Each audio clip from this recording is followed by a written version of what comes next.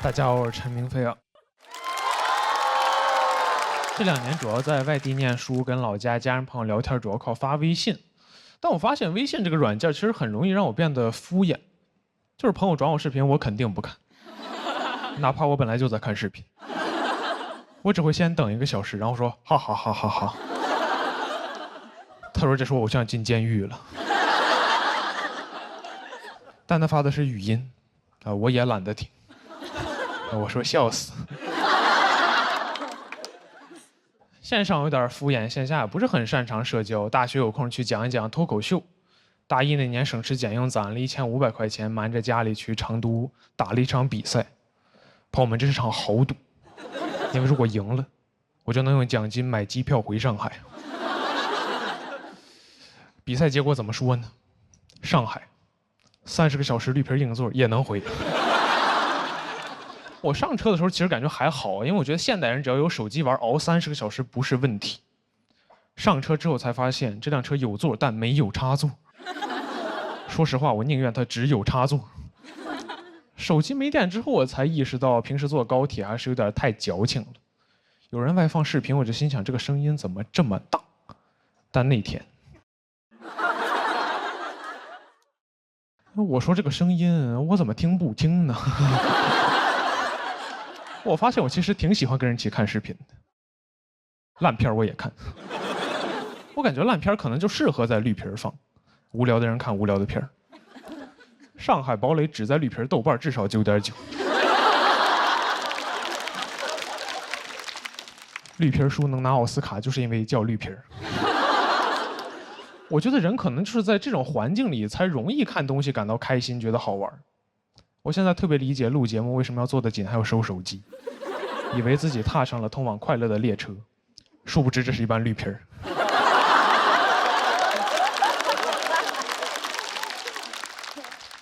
但手机陆续都会没电，车厢里会进入真正的无聊。我发现人在真正无聊的时候，平时你觉得奇怪、不合时宜的人和对话也会显得很有趣，甚至有点期待。我当时对面也是一个大学生，印象很深刻。跟我说的第一句话是：“你知道吗？可乐喝多了会让人不孕不育。”这要在微信上，我立马拉黑他。但当时在绿皮上，我说：“可乐还有这种功能呢？”闲着闲着，你展开说说。这里的对话就是完全不敷衍，甚至有点冒昧，但没人在乎。周围人的家乡籍贯、情感经历我一清二楚。我甚至知道一个大哥有扁平足。我当时觉得，如果东方快车谋杀案发生在一辆绿皮上，根本成不了悬案。警察上车随便问个人：“你知道谁干的吗？”我知道。他刚才太无聊了，自己告诉我。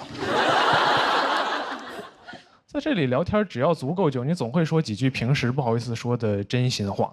我觉得现在很多虚伪的社交场合，如果在这里办会好很多。比如面试，待6个小时，来面试的 HR 都说实话了。对不起，我学历造假。没关系，其实我们周末也上班，依然般配。只要你说真心话，一定有人真心听，也不用担心没有话聊，因为每一个新站总会有一些新人上车。我们会和他一起看电影，直到他的手机没电。然后我就想，怎么再跟他开启一段新的对话，怎么说比较好呢？我说你知道吗？可乐喝多了会让人不孕不育。我发现这句话在车上的意思其实是你好，只要他听完没有骂你，就算通过好友申请了。我越想越觉得这其实是一个非常厉害的一个开场白啊，因为它足够纯粹。你听别的你好，打扰一下，冒昧，你都感觉很得体，但下句他就要有求于你。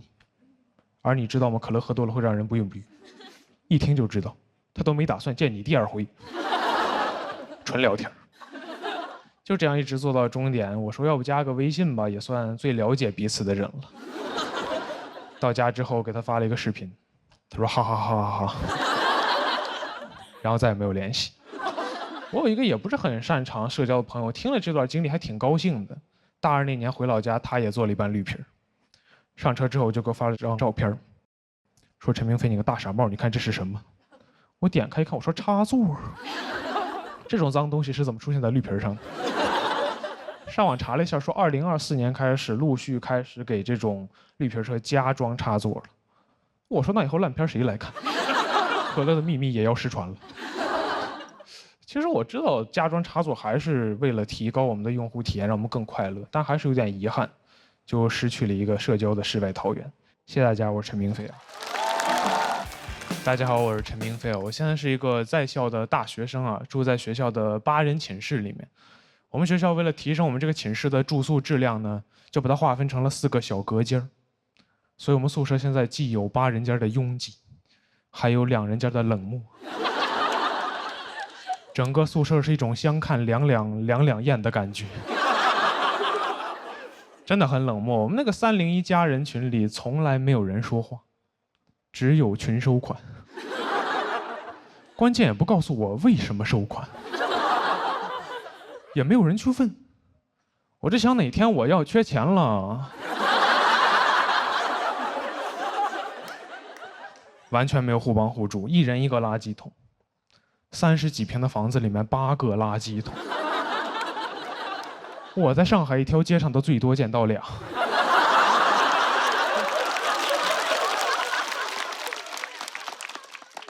1人1个垃圾桶，你们屋里总有垃圾。宿管查寝说你们屋里什么味儿呀？我说可能没有人情味儿吧。2人小屋关系还可以啊，但这学期也有自己的矛盾。我室友这学期突然染上了一款枪战游戏，而我这个人吧又偏偏不太懂事儿，需要睡觉。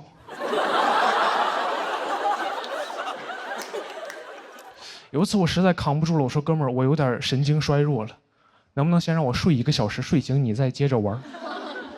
他说那这50个人质谁来替我救？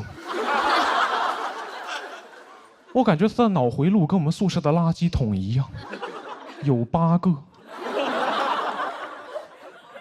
现在每天叫醒我的不是闹钟，是他的 AK。我身在和平年代，心有战后创伤。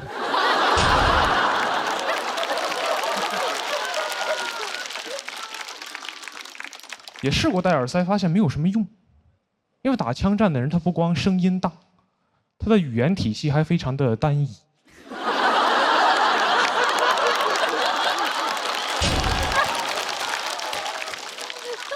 顺利的时候他会反复问对面你错了吗？你错了吗？你错了吗？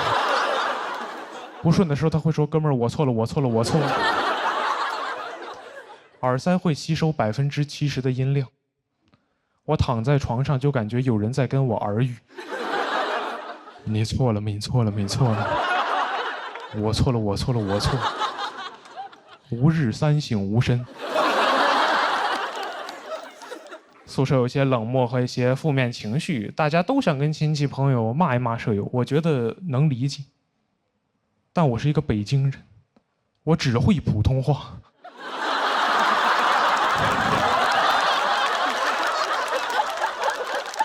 我骂他们透明，他们骂我加密。就算我舍友坐在我床边，对着他爸妈激情四射的辱骂我，我也很难确定他在辱骂我。有时候我都听到我的名字了。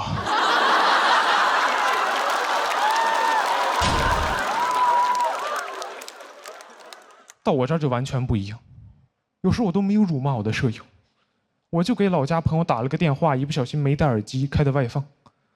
我朋友说陈明飞，你那傻帽舍友还天天唱歌吗？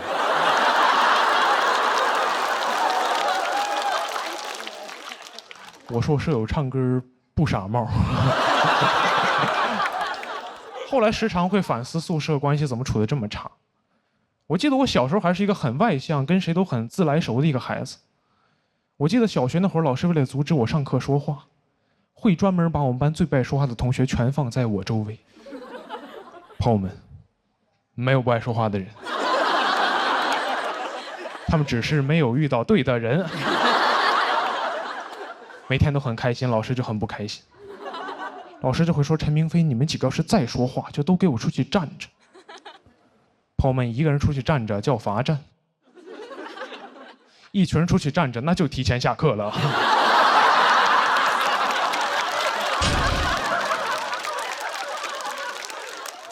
小学生活就是不想上课就说话，一说话立马能下课。表达总有正反馈，你就特别爱表达。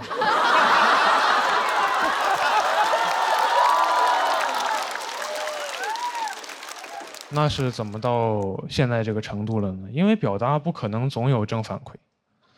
我记得我中学那年看了一起社会新闻，是有一个性骚扰的案子，那个受害者跟我的年龄很相仿，我看完很愤怒，发了一个朋友圈，我说这种性骚扰和恋童癖的人都应该去死。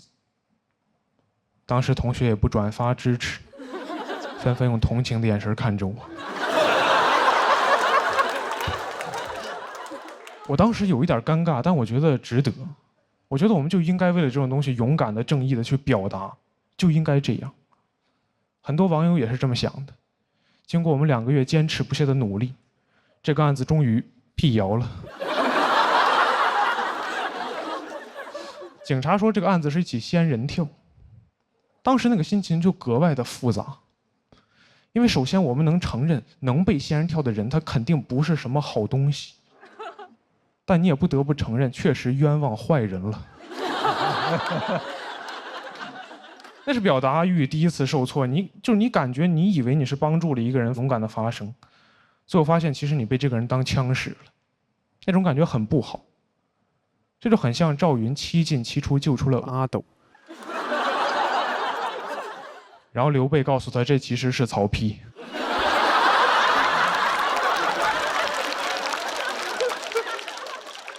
赵云就很勇敢地参加了一起拐卖儿童的案件。所以为什么都说子龙一身都是胆？因为可能确实没有长脑子。这件事给我留下的影响就是，我现在有时候很想说话去解决问题或者拉近关系的时候，我不敢说话，因为我怕我不了解事情的全貌。比如有时候我很想问我的舍友，你天天打枪战声那么大是没有功德吗？我又怕他说，因为我10岁那年在战场失去了一个战友。有时候也会对自己很失望。有一天就是感觉，原来社会新闻你都敢勇敢说，现在宿舍冷漠你都不敢说话了。就在宿舍群里说，你们有没有感觉咱们关系其实处的一般，平时要不要多聊几句什么的？发完我就后悔了。我特别怕有一个人说，因为我有自闭症。我说那我太不是东西了。但好在没有人这么说，因为根本就没有人理我。就在群里发了一个消息，没有人理你是非常尴尬的。我就想怎么能让他们理我一下，怎么能让他们回复我一下，我就发了一个群收款。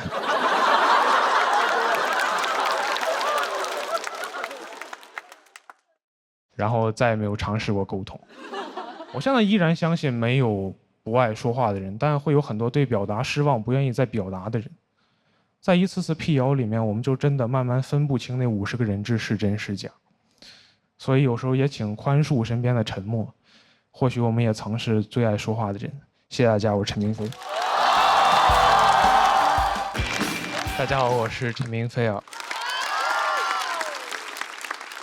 我的祖籍是在农村哈，然后我们村主要是种花生，但我这个人呢，花生过敏。其实我从小生长在城市，本来不用吃那么多的花生，但我爷爷奶奶年年给我寄。儿行千里，虽远必诛。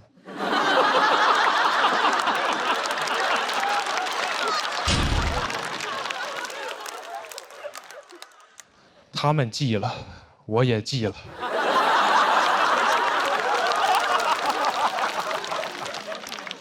我小时候一吃花生就会想流眼泪，父母以为是烹饪方法的问题，用老家榨的高纯度花生油给我炸花生吃。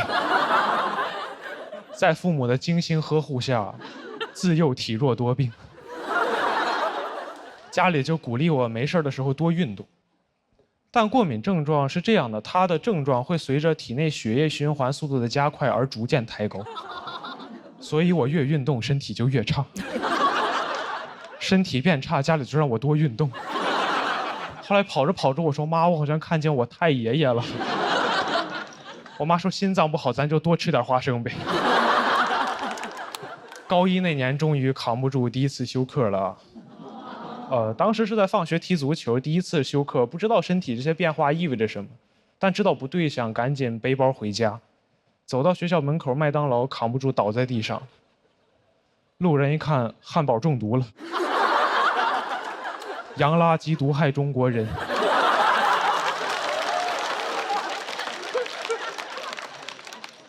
服务员一看，肯德基派来的吧？店长很仗义啊，他其实可以不用管我，因为我没有倒在店里，但他冒着风险把我救了。我后来真的很感激，给送了一个锦旗，麦当劳救死扶伤，巨无霸妙手回春。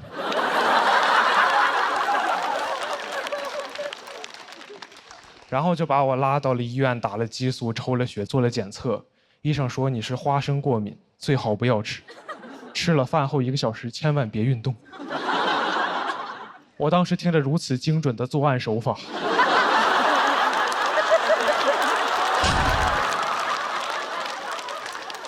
又看了看我爸妈，感觉故乡的花生米正中我的眉心。医生就说你们家以后做饭就不要再用花生油了，我们家就换成了大豆油。用了1个月，发现我大豆居然也过敏。我家里就陷入了困惑。我爸说要不咱试试转基因的呢？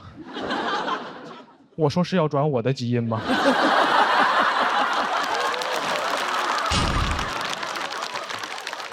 这些年父母就有点愧疚，老跟我说感觉对不起我，不小心喂我吃了10几年的慢性毒药。我听完心情就很复杂，因为一方面我真的不怪他们，我们村祖祖辈辈都吃这个长大，都没问题，换我也想不到孩子会有这种问题。但另外一方面吧，这个比喻太精准了。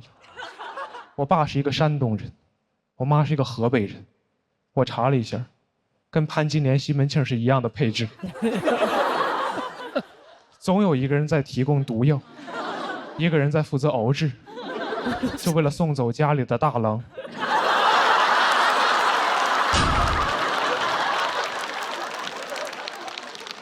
我跟故乡的格格不入，还体现在一些观念性上的问题，总会有一些奇怪的对话发生在我和我爷爷奶奶之间。我印象最深的一次就是我爷爷跟我说：“大孙子，你学习成绩好，就是因为你太爷爷埋的特别好。”我说：“怎么我内卷解决不了的问题，我太爷爷躺平帮我解决了？”我爷爷就说当年下葬那会儿选的坟风水好，叫状元坟，说我靠这个坟能轻轻松松上清华北大。我不理解我爷爷为什么要告诉我这件事，因为如果我信了这个逻辑，我也很难想着感谢我太爷爷，我应该只会想用我更多的祖宗实现我更多的愿望。我说爷爷，其实我还有几个愿望，你能再为我燃烧一把吗？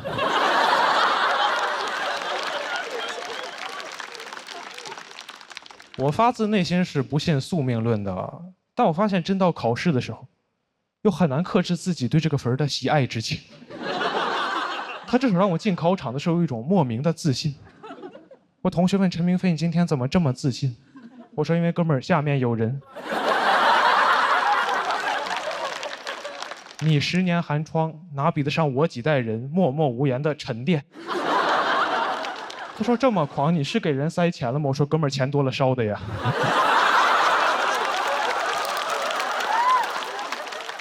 就因为有这个状元坟，中学几年一直非常的自信，直到我高考那年，村里修路，把我状元坟给刨了。我说：“谁把我的宝藏人脉带走了？”当时要开棺，然后迁到新祖坟，发现很多祖宗埋太久了，棺跟遗体都变成泥土，没法再真的完整的扛到新祖坟了，就搞了一辆挖土机。很多乡亲没用过，开的不熟练，那个铲斗啊晃得跟颠勺一样，我的祖宗走一路掉一路。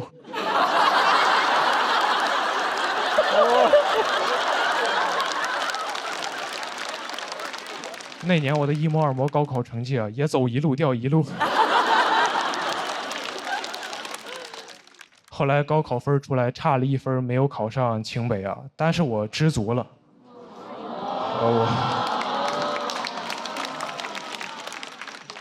确实知足了，因为我知道我太爷爷他已经尽力了。一个破碎的你，怎么保护一个破碎的我呢？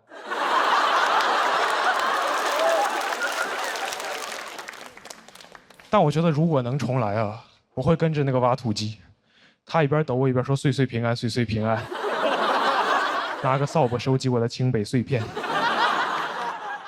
我觉得其实没有太多遗憾，因为我感觉就差一点没考上，跟真考上其实是差不多的。直到我参加了一场线下的脱口秀比赛，那个俱乐部的推文是这么写的：本次比赛的选手百花齐放，百家争鸣，有清华、北大，和来自北京的选手陈明飞。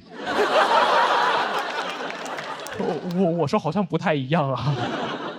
但那次比赛结果还挺好的，战胜了所有清华北大的选手，而且就多了1票。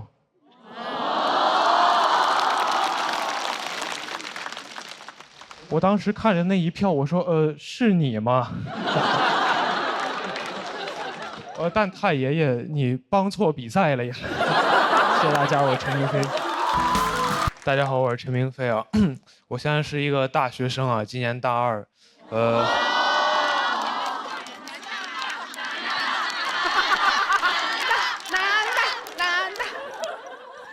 现在心情怎么说呢？就是马上有期末考试了。我念的是中文系啊。我发现有时候我很难跟人解释说我们这个专业它究竟在学什么。就有一次我印象很深刻，我坐火车上学嘛，路上很无聊，有一个阿姨就说：“小伙子，你大学学什么的呀？”我说：“阿姨，我学中文的。”阿姨说：“那你学的挺快呀。”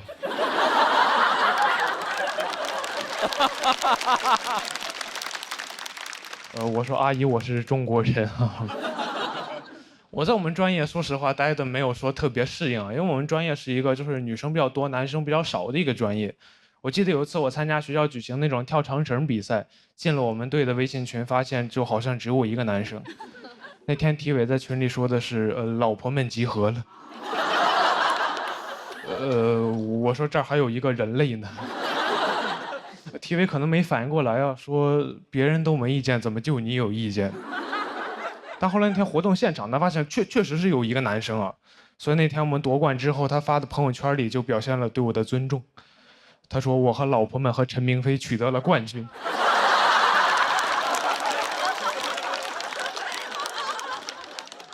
感觉我像他们养的一条狗。我念中文系就是想学习写作，写一点真正好的一点作品。但上了大学之后，老师跟我说，一个作家想写出那种真正好的作品，应该要先过30、40年苦日子。我说这是不是有点太久了？你说我万一好不容易熬了20多年苦日子，然后突然死了，那我这辈子不全是苦日子吗？就你不要跟我提什么卧薪尝胆的勾践，我知道这个听着很励志，但我觉得他励志就是因为勾践当年成功。他要是尝了3年胆被夫差灭国，那他在历史上就是一个沉迷尝胆。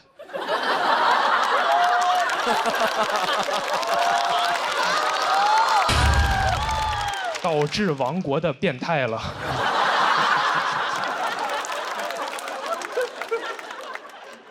不过我还是一个比较实际的人啊，我也焦虑过，说我真正能写出好作品之前怎么赚钱养活自己。我甚至考虑过转专业，但我后来转念一想，自己在老家有一群爱看霸道总裁爱上我的朋友，我心想这群傻帽的钱哥们还是能挣的。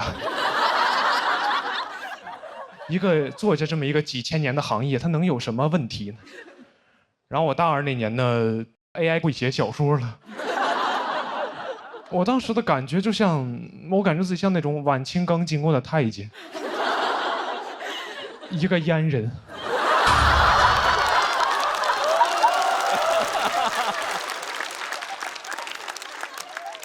就是我准备工作刚做完，发现行业消失了。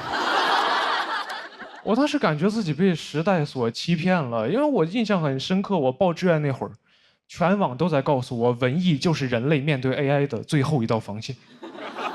我说怎么2年就被打爆了？你 AI 用的不是 C 语言吗？怎么先把汉语言取代了？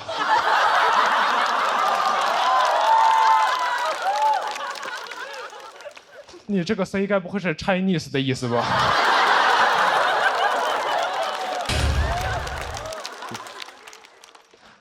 我很痛苦啊！我去问做 AI 的朋友，我说你跟我说实话就行，我们做这种行业会不会被 AI 取代掉？我朋友跟我说以后说不好，但现在不会，因为 AI 刚开始学写作，它短期内比不上你。我说这怎么可能安慰到我？我也刚开始学写作呀。我跟 AI 同时开始，你猜我俩谁学得快一点？该不会是我吧？很难受啊！我去年年底参加了一个大学生的短诗创作比赛，发现有个赛道已经叫 AI 赛道了，要求我们的作品展现出那种人机协同的美感。我说人机协同，我小时候不是管这玩意儿叫作弊吗？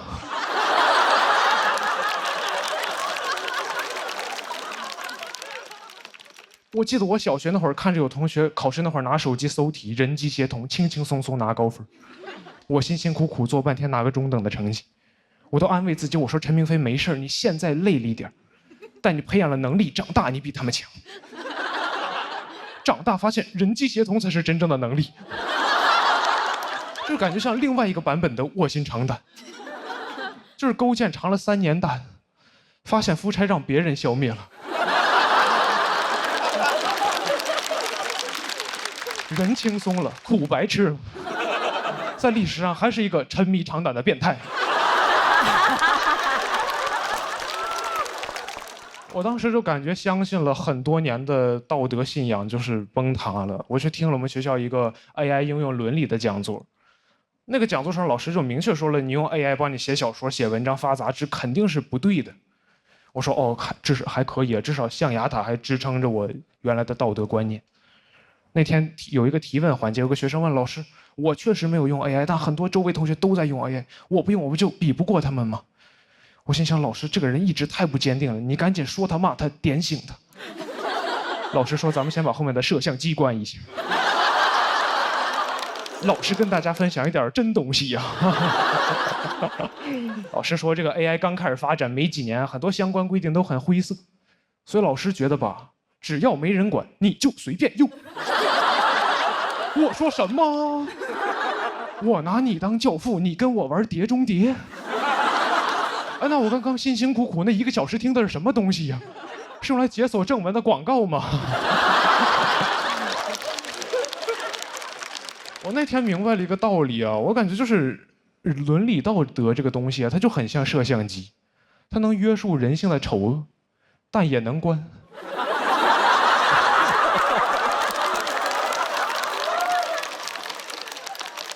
我现在感觉自己就是，我明白 AI 是好东西，我知道它是时代在进步，科技在发展，历史的车轮滚滚向前，但我不在车上。我感觉我像那种电车难题里被捆在铁轨上的那个胖子，就只不过时代的电车不会遇到难题，就可能有列车员通过监控看到说列车长前面好像有点人，咱要不要停下来等等他？列车长说就那么几个人，你把摄像机关上不就好了吗？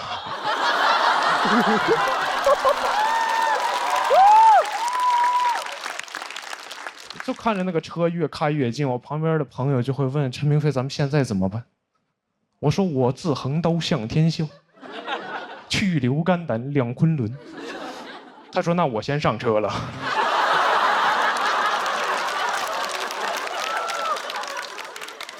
人越来越少，我看着电车过来，我也很害怕。我就躺在那儿，我说等等，这儿还有个人类呢。他说别人都没意见，怎么就你有意见？谢谢大家。好，大家好，我是二维码啊。我有一个儿子，5岁了，最近不太喜欢他，因为他非常的肥胖，咱也不知道为什么。啊，你们挺道德感挺差，你们啊。哎，我这样想啊，朋友们，不是我胖，我儿子就活该得胖。我胖是因为我有不良的饮食习惯，而我对我儿子的饲养非常的科学。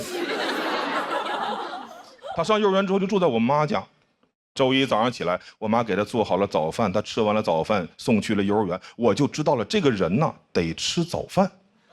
到我单独带他，我就带他出去吃早饭，我每次都确保他吃的一口都再也吃不进去了，把他送进幼儿。哎，我觉得我是一个就是有责任感的父亲。我这样做2年多的时间，最近他上幼儿园大班了，我偶然的得知他们幼儿园呀有早饭。我说完了，你知道你做的多可怕的事情吗？当一个人从3岁开始，每天吃了早饭就去幼儿园，到了幼儿园就吃早饭，就会在他脑海中种下一个坚定看法，说这个人呢，就得吃2顿早饭。当你有了一个儿子，你就会发现事儿太多。那天我回家，我发现我儿子在幼儿园让人打了一顿，这是很多男人不能接受的事情，这是他们人生的底线。但是我可以接受，因为我觉得我儿子嘛，他毕竟不是我本人。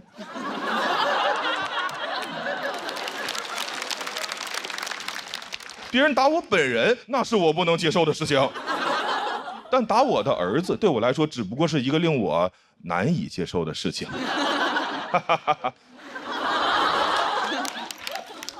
我花费了一些时间接受了下来。我说那明天我送你去幼儿园吧，你别让打一顿，你不敢上幼儿园。他说明天不用上幼儿园了，因为老师说他受伤了，得在家里边歇2天。这是我不能接受的事情，这是我人生的底线。我作为一个5岁孩子的父亲，我对他唯一的要求就是给我尽可能多的去上幼儿园。朋友们，世界上为什么会有幼儿园？咱们花那么些钱去雇佣一个机构，当然是让他们去干那些咱们自己不爱干的工作。我要是特别爱带孩子，我儿子能上幼儿园吗？哎，朋友们，而且孩子需要幼儿园吗？孩子需要父母，是父母需要幼儿园。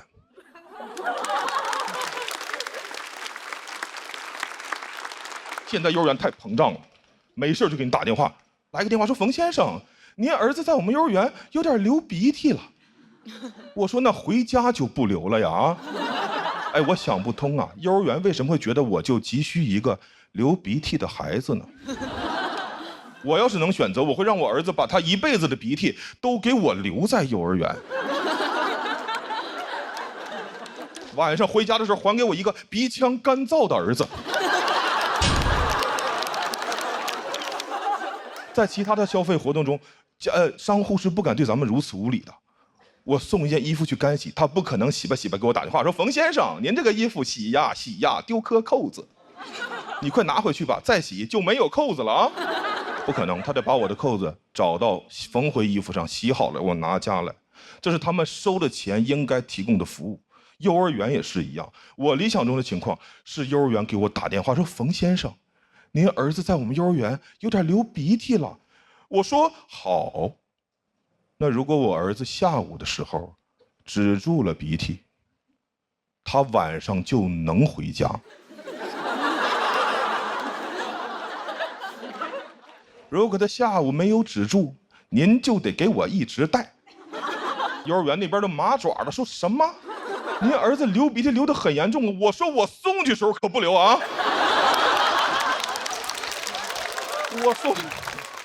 我送去时候是一个好孩子，是你把他玩坏的，你就要负责修理。幼儿园那边还想狡辩，我直接就把电话一按，电话卡拿出来掰了。家里边房子一卖，让幼儿园再也无法得到我的音讯。园长这几年得带着我儿子求医问药，把他恢复正常了。同样的是，就同时间，我在我自己家小区楼下吃完了晚饭，拉着我女儿的手，饭后散步，会偶遇同小区的家长，他们会问我说：“哎，冯先生，您儿子呢？”我说：“我呀，没有这个东西。”谢谢大家，讲到这儿，谢谢大家，我是二维码。大家好，我叫贾德玉，我现在在读博。我在新加坡读博读了很多年，现在已经是第6年了。6年的时间全部投入在一个项目上，最后论文能不能发表也不知道，就感觉读博真的很像赌博。建议大家不要轻易去东南亚做任何事情，校园区域也是一种园区。我的专业是人工智能，就爱听这一声。人工智能和人的智能不一样，因为人工是 man made 的，而人是 woman made 的。我妈妈不知道我每天在干什么，我就给她解释嘛。人工智能的其中一个方向是教人工智能学人，并且在一些场景下装人。说完我也觉得挺困惑的，我们人类不是可以直接造人吗？为什么还要先造一个人工智能，再让它装人？人造人不如人造人造人工人。我妈也不理解，她说你读博读了这么多年，就是为了造一个假人。你要是去造人，1年就出来了。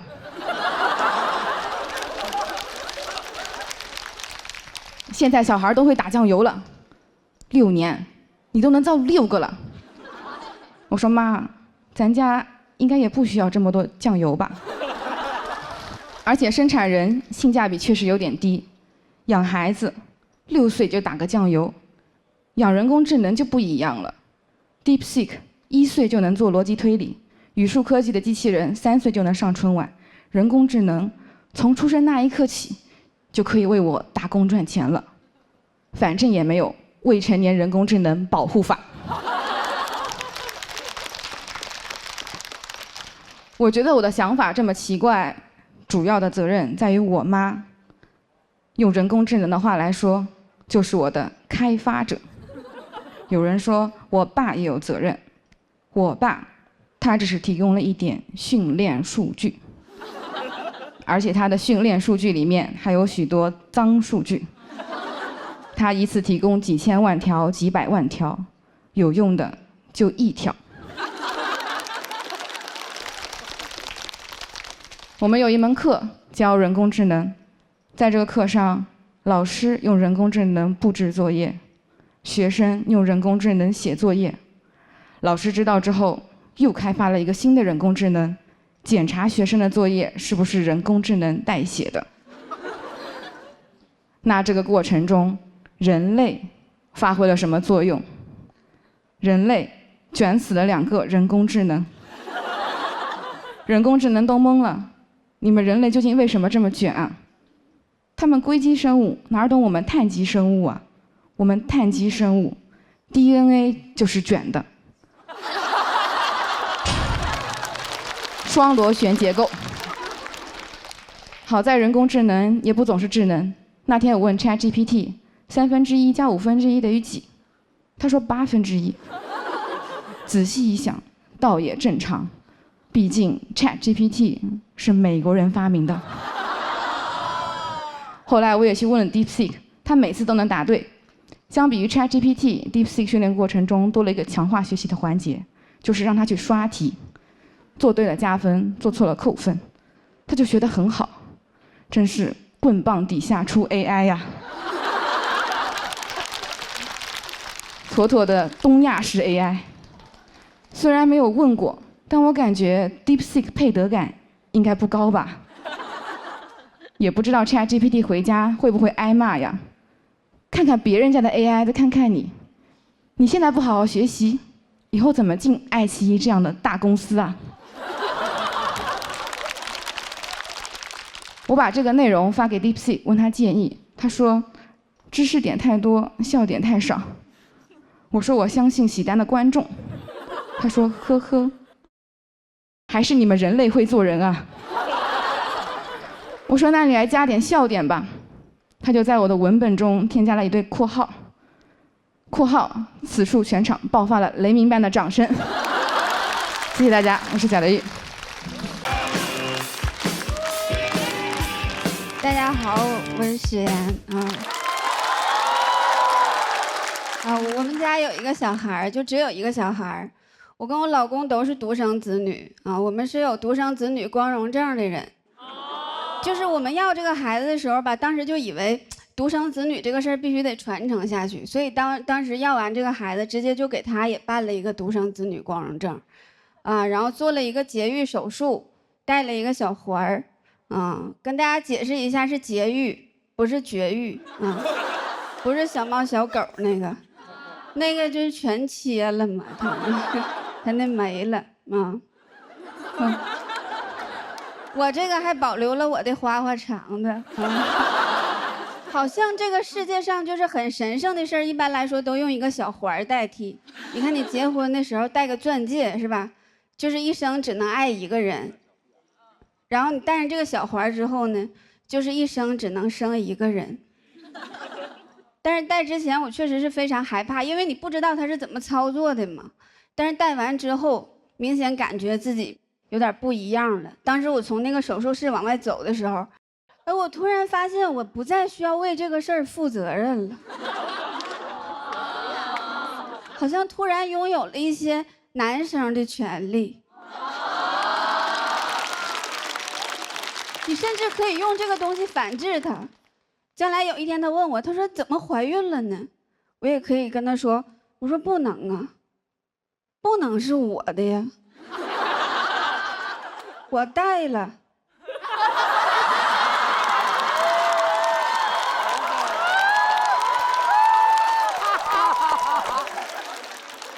当时医生就跟我说，他说这个东西能管10多年啊，但是戴上没2年就开放3胎了。然后婆婆就跟我说，她说赶紧生吧，啊，生3个，生3个光荣。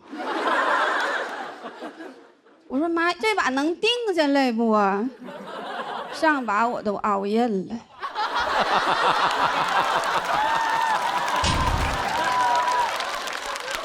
但是我也不是没心动过，因为